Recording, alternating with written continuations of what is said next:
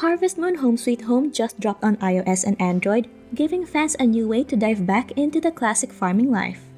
This mobile game sticks to the familiar Harvest Moon formula with activities like farming, fishing, and mining, but it also challenges you to attract new residents and tourists to Alba Village.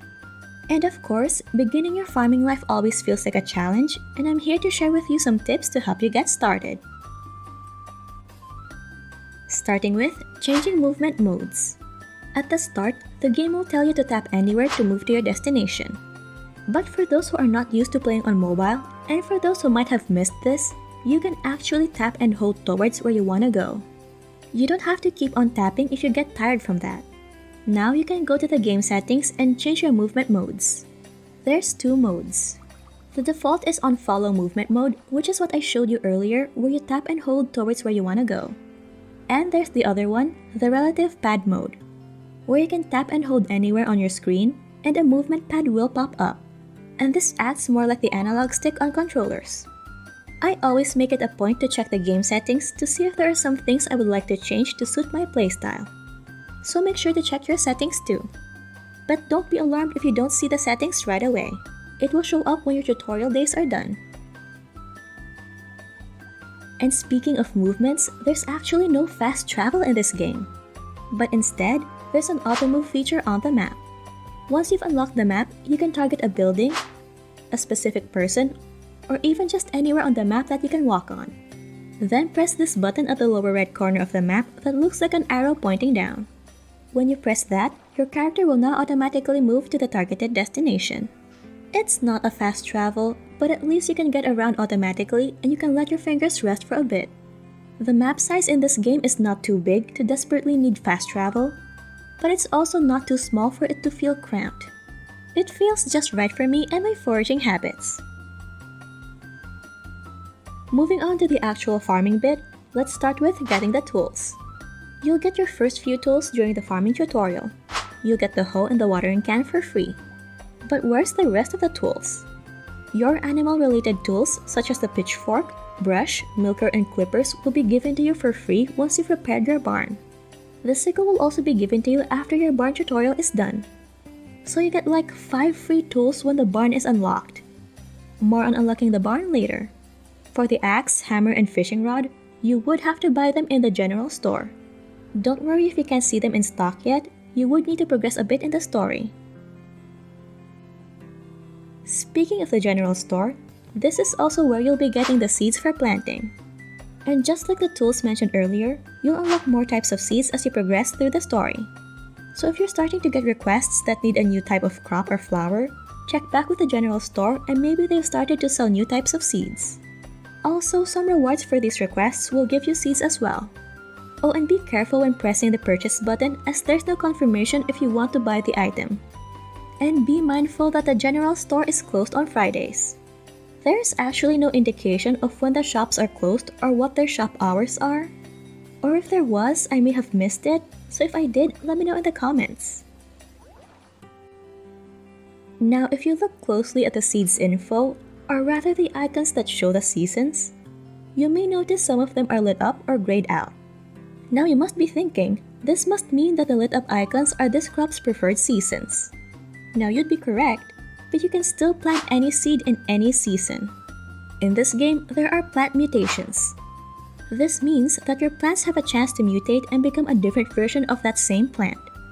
And planting seeds in different seasons can result in different mutations.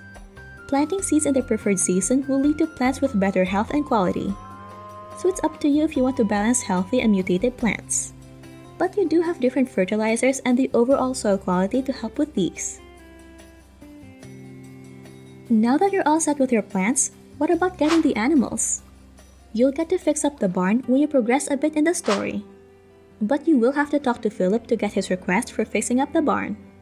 And as I've mentioned earlier, once you've unlocked the barn, you'll get a bunch of free animal-related tools and a free cow with some animal feeds. Then you can now buy more animals and animal-related goods in Philip's Animal Shop, which is closed on Sundays. And as per usual, you'll unlock more animals as you progress through the story. But the basic baby animals should be available like the calf, lamb, and chick, along with different types of horses and house pets. Now, you may or may not have noticed that I didn't include the horse during the time I mentioned fast travel earlier. And that's because you cannot ride this fast horse around town. It's just confined here within this fence. Which is kind of a shame since you'd think with its speed, it would help us get around faster. But alas, at least you can enter your horse in the equestrian challenge, so there's that. Now, with all this talk about plants and animals, you may wonder how your stamina will hold up in doing your farming chores. I will say, you'll start out with limited stamina. But the good news is that you won't pass out when your stamina reaches 0. Or get empty hearts. You just can't do more actions unless you fill up your stamina by eating food. But you will pass out at 12 midnight, so you need to be mindful of the time. Getting food for stamina is pretty easy. There's a lot of forageable goods around town, and they usually respawn every 2 to 3 days, depending on the item. So if you're an avid forager and hoarder like me, you're not gonna run out of food quickly. Some requests also give out food as a reward, so you can also look out for these. Your overall maximum stamina hearts will increase when you progress in the story. Every time you progress through a major storyline, you'll get an additional heart.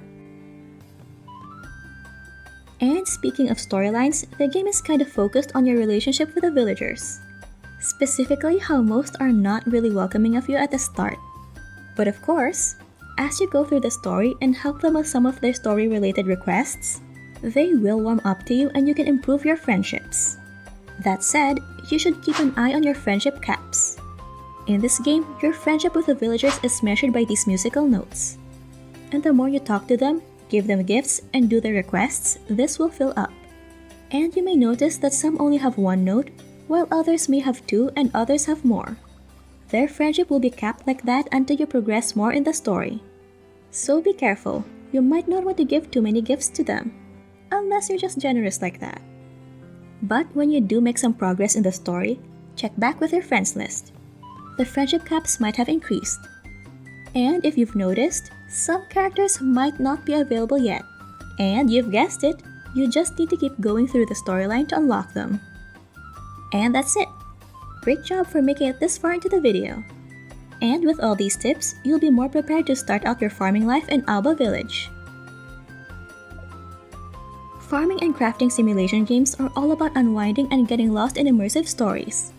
And in this video, I list down my top games of 2023 where I share my gameplay experience with a focus on the unique gameplay mechanics and memorable narratives. So if you want to see more cozy and farming games, you won't want to miss this. So, click on the next video. Stay awesome, gamers!